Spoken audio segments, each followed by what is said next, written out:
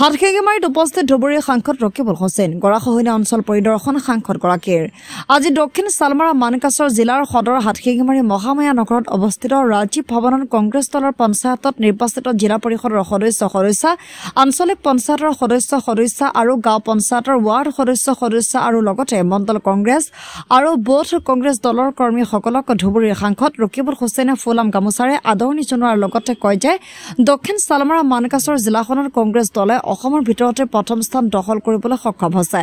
উক্ত ঠাইত উপস্থিত থাকে ধুবুৰীৰ সাংসদ ৰকিবুল হুছেইন, মানকাছৰ সমষ্টিৰ প্ৰাক্তন বিধায়ক ডক্টৰ মতিউৰ ৰহমান মণ্ডল, যুৱ নেতা মনিৰুজ্জামান বাপী, কংগ্ৰেছ দলৰ বিভিন্ন পদৰ নিৰ্বাচিত প্ৰাৰ্থীসকল আৰু কংগ্ৰেছৰ কৰ্মীসকল।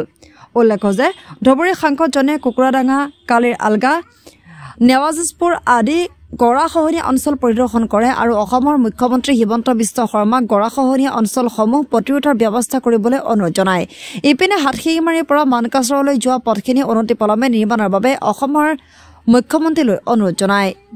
আমাৰ কংগ্ৰেছ কৰ্মীসকলৰ অশেষ চেষ্টাৰ ফলত ইয়াৰ যিজন MP উঠিছিল তেওঁৰ ঘৰৰ মানুহ, যিজন বিধায়ক তেওঁৰ ঘৰৰ মানুহকো হৰুৱাই কংগ্ৰেছে সাফল্য অৰ্জিছে আৰু সেইকাৰণে আমি ইয়াৰ মণ্ডল কংগ্ৰেছ, আমাৰ বুথ কমিটিৰ সভাপতি আৰু আমাৰ ব্লক কংগ্ৰেছ, জিলা কংগ্ৰেছৰ কৰ্মীসকলৰ নেতাসকলৰ লগতে যিসকল ইলেক্টেড হ'ল জিলা পৰিষদ, আঞ্চলিক পঞ্চায়ত আৰু গাঁও সভাৰ সদস্য সেইসকলক আমি আদৰণি জনাবৰ কাৰণে জিলা কংগ্ৰেছে এটা অনুষ্ঠান কৰিছিল। সেই অনুষ্ঠানত আমি আজি উপস্থিত থাকিব আহিছিলোঁ। এই সময়খিনিতে ওচৰতে আপোনাৰ গৰাখহনীয়া হৈছে, তালৈ গৈছিলোঁ।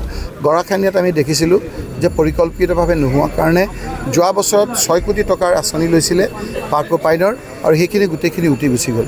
সেইকাৰণে মই মুখ্যমন্ত্ৰী ডাঙৰীয়াক অনুৰোধ কৰিছোঁ যে ময়ো তেওঁক কৈছোঁ যে ৰাজনৈতিক চিন্তাধাৰাৰ ঊৰ্ধত থাকি এই মানুহসকলে কিমান কষ্ট কৰি থাকে, কেনেকৈ এই মানুহবিলাকৰ ঘৰবিলাক নদীয়ে উটাই লৈ যায়, এবাৰ এই কথাখিনি নাইকিয়া কৰিবৰ কাৰণে পৰিকল্পিতভাৱে এটা কম্প্ৰিহেনচিভ আমাৰ ছুপাৰ স্পেচিয়েলিষ্ট টীম সকলোৰে বিভাগৰ লগত লগ খাই থকা, ইয়াৰ লগত পানীৰ লগত লগ খাই থকা ডিপাৰ্টমেণ্টবিলাকক পঠিয়াই এটা যদি প্ৰপ'জেল দি কেন্দ্ৰীয় চৰকাৰৰ পৰা ভালকৈ আনে, এইটো যদি ভালকৈ আপোনাৰ কেন্দ্ৰীয় দৃষ্টিভংগীৰে চাই নেশ্যনেল প্ৰব্লেম হিচাপে যদি তেওঁলোকে ডিক্লেয়াৰ কৰে, তেতিয়াহে ইয়াৰ সমস্যাবিলাক সমাধান হ'ব। মই সমালোচনাৰ ক্ষেত্ৰত সমালোচনা নকৰি মুখ্যমন্ত্ৰী ডাঙৰীয়াক বিনম্ৰতাৰে অনুৰোধ কৰিম, এই সমস্যাটো যদি তেওঁ সমাধান কৰাৰ ক্ষেত্ৰত আগভাগ লয় বিনা দ্বিধাই বিৰোধী পক্ষত থাকি মই তেওঁৰ উচ্চ প্ৰশংসা কৰিম। গতিকে মুখ্যমন্ত্ৰী ডাঙৰীয়াক আবেদন কৰিছোঁ যে এই সমস্যাটো সমাধান কৰাৰ ক্ষেত্ৰত তেওঁ যাতে এটা বাস্তৱসন্মত সিদ্ধান্ত লয়, তাৰ কাৰণে মই এই মানকাছাৰ হাটশিঙিমাৰী এই চাউথ শালমাৰা মানকাছাৰ জিলাৰ পৰা মই তেখেতক বিনম্ৰভাৱে আহ্বান জনাইছোঁ। এই ঘাইপথটো আপোনাৰ 22 কিলোমিটাৰ ৰাস্তা, বাকীখিনি ৰাস্তা যিখিনি বেয়া হৈছে সেইখিনি মোক এতিয়া চিফ মিনিষ্টাৰ মেঘালয়ে ক'লে যে সেইখিনি ঠিক হৈ যাব। আমাৰ ফুলবাৰী ব্ৰিজখনৰ কাৰণে সেইখিনি এতিয়া মেৰামতি কৰিলেও বেয়া হৈ যায় বুলি কৈছে। যিখিনি মেঘালয় পাৰ্ট পৰে, আপুনি এতিয়া ফুলবাৰীৰ পৰা হাটশিঙিমাৰীলৈ অহালৈ একেবাৰে আপোনাৰ ৰাজাবালালৈকে অলপ আহিলে ভাল পায়, বাকীখিনি গোটেইখিনি আহিব নোৱাৰা অৱস্থা। মাত্ৰ অলপ দূৰ কালি মোৰ 2-2.5 ঘণ্টা লাগিছে।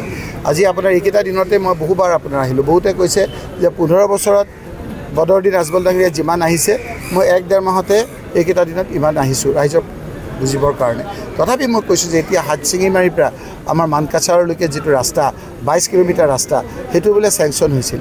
মই শুনা কথা, চেংচন হোৱাৰ পাছত এই ক্ৰেডিট ল'বৰ কাৰণে ইয়াৰ বিধায়কগৰাকীয়ে ইমান ফেচবুকত কিবাকিবি দিলে, মুখ্যমন্ত্ৰী ডাঙৰীয়া বোলে কাটি পেলাই বেলেগ ফালে লৈ গ'ল। মুখ্যমন্ত্ৰী ডাঙৰীয়াক অনুৰোধ কৰিম যে একেবাৰে বাংলাদেশৰ লগত লাগি থকা এই অঞ্চলটোক অলপ মৰমৰ চকুৰে চাওক। এই ৰাস্তাটো এটা মানুহৰ যদি হৈ যায়, তেওঁলোকে কৰ্ম কৰি খোৱা লোক, বিভিন্ন খেতি বাতি কৰি তেওঁলোকে নিজে বহুখিনি চলিব পাৰিব। এই 22 কিলোমিটাৰ ৰাস্তাত দুখীয়া মানুহৰ স্বাৰ্থত যাতে তেওঁ কৰি দিয়ে, সেইটো মুখ্যমন্ত্ৰী ডাঙৰীয়াক অনুৰোধ কৰিছোঁ।